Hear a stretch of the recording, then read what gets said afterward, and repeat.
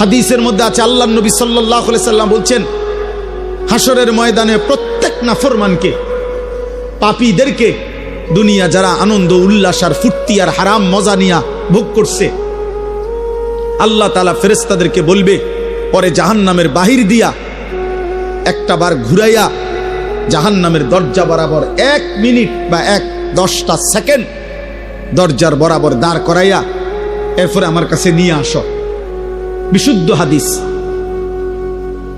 প্রত্যেক নাফরমানকে ফেরেশতারা জাহান্নামের বাহিরে ঘুরাইয়া দরজার সামনে 1 মিনিট বা 10টা সেকেন্ডের জন্য দাঁড় করাবে।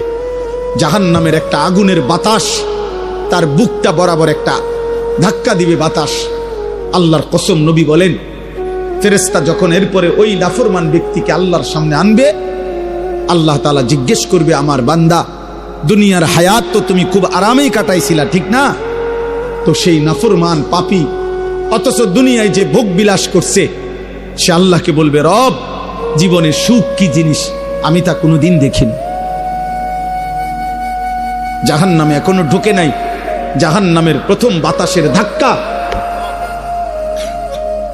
প্রিয় ভাই, প্রিয় বন্ধু, দুনিয়া ভুলাই দিবে, সুখের দুনিয়া, সুখের দুনিয়া। এখনো অনেক ছেলে মাঝখানে মোবাইলের ছবি তুলাইতেছে। ফালতু বাপ, তুমি উঠে গেলে ভালো।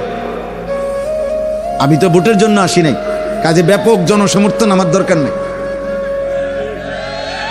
আমি নির্বাচনে প্রার্থী না, আমার কোনো ভোটের দরকার নেই, কাজে আমার ব্যাপক সমর্থন লাগবে এমন না। আমি 2-4-5 জন মানুষের সামনেও বয়ান করছি। অতএব দয়া করে আমি অনুরোধ করছি, আমাদের দিকে তাকাই আসুন। এবং সকল বক্তার ওয়াজ, নিজের ফায়দা দরকার। এই মোবাইলগুলোতে লক্ষ লক্ষ ওয়াজ আছে, সব বক্তার ওয়াজ আছে। দোস্ত, আমার জীবনে থাকা দরকার, আমার কলিজায় থাকা দরকার, আমার হৃদয়ে উপলব্ধি দরকার, আমার বিবেকের অনুভূতি দরকার। এটুকু যদি ভাবনা না আসে, 3টা ঘন্টা আল্লাহর কথা শুনলাম, অথচ আমার হৃদয়ে সামান্যতম কোনো নড়াচড়া হয় নাই, কি শুনলাম? বললই কি, শুনলামই কি? আয়োজনই হলো কি? হযরত জিবরাইল আলাইহিস সালাম প্রিয় নবী সাল্লাল্লাহু আলাইহি ওয়াসাল্লামের কাছে মানুষের সুরতে ওহী নিয়ে যতবার আসতেন, ততবার নবীজির সামনে এসে বসতেন। এবং প্রত্যেকবার বসতেন কিভাবে? এতটা মনোযোগ দিয়ে বসতেন, মুখোমুখি হয়ে। হাদিসে স্পষ্ট আছে, ফাআসনাদা রুকবাতাইহি ইলা রুকবাতাইহি, অর্থাৎ জিবরাইলের 2 হাঁটু রাসূলুল্লাহ সাল্লাল্লাহু আলাইহি ওয়াসাল্লামের 2 হাঁটু মুখোমুখি একদম বরাবর করে বসতেন।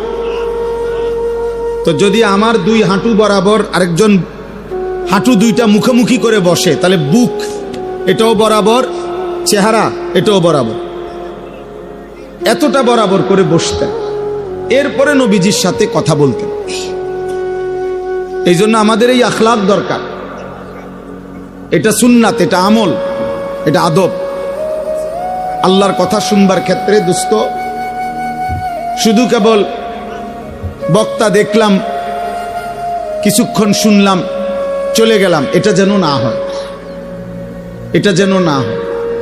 কারো সুর ভালো, কারো টান ভালো, কারো হুঙ্কার ভালো, কারো ঝংকার ভালো, কেউ চিৎকার দিলে ভালো, কেউ কান্দা কান্দা কইলে ভালো,